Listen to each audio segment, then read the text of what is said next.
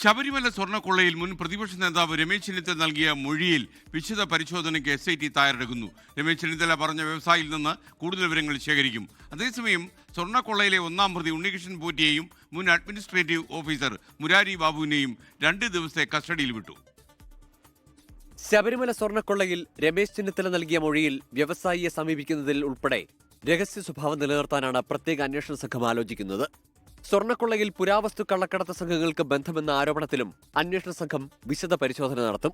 തൊണ്ടി മുതൽ കണ്ടെത്താൻ ശ്രമിച്ചാൽ മുഴുവൻ കാര്യങ്ങളും പുറത്തുവരുമെന്ന് അന്വേഷണ സംഘത്തിന് മൊഴി കൊടുത്ത ശേഷം കോൺഗ്രസ് നേതാവ് രമേശ് ചെന്നിത്തല പറഞ്ഞു. ഇന്നലെ ഞാൻ SITയുടെ മുമ്പിൽ മൊഴി കൊടുത്തത് ഏറ്റവും പ്രധാനപ്പെട്ട ഒരു കാര്യം അതുതന്നെയായിരുന്നു. എവിടെ ഈ സ്വർണം? ഏതായാലും ഈ കാര്യത്തിൽ കൂടുതൽ നടപടികൾ ഉണ്ടാകണം. തൊണ്ടി മുതൽ കണ്ടെത്താൻ ശ്രമിക്കണം. യഥാർത്ഥ കുറ്റവാളികളെ നിയമത്തിന് മുമ്പിൽ കൊണ്ടുവരണമെന്ന് ഞാൻ വീണ്ടും ആവശ്യപ്പെടുകയാണ്. കേസിൽ ഉന്നതരിലേക്ക് അന്വേഷണം എത്തുന്നില്ലെന്ന് KPCC പ്രസിഡന്റ് സണ്ണി ജോസഫും പ്രതികരിച്ചു. ഹൈക്കോടതി ആവർത്തിച്ചു പറഞ്ഞു ഉന്നതന്മാർ ഇനിയും ഉൾപ്പെട്ടിട്ടുണ്ട് എന്ന് പറയുമ്പോഴും ആ ഉന്നതന്മാരിലേക്ക് എത്തുന്നില്ല. അതുകൊണ്ട് അന്വേഷണ സംഘത്തിന്റെ മുകളിൽ സർക്കാരിന്റെ നിയന്ത്രണം ഉണ്ടെന്നുള്ളതൊരു യാഥാർത്ഥ്യമാണ്. അതിനിടെ കേസിലെ ഒന്നാം പ്രതി ഉണ്ണികൃഷ്ണൻ പോറ്റിയെയും മുൻ അഡ്മിനിസ്ട്രേറ്റീവ് ഓഫീസർ മുരാരി ബാബുവിനെയും 2 ദിവസത്തെ SIT കസ്റ്റഡിയിൽ വിട്ടു. ഉണ്ണികൃഷ്ണൻ പോറ്റിയെ കട്ടളപ്പാളി കേസിലും മുരാരി ബാബുവിനെ ദ്വാരപാലക ശില്പക്കേസിലുമാണ് അന്വേഷണ സംഘം കസ്റ്റഡിയിൽ വാങ്ങിയത്.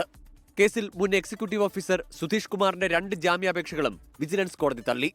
സുധീഷിനല്ല തിരുവാഭരണം കമ്മീഷണർക്കാണ് ഉത്തരവാദിത്തമെന്നായിരുന്നു പ്രതിഭാഗം വാദം.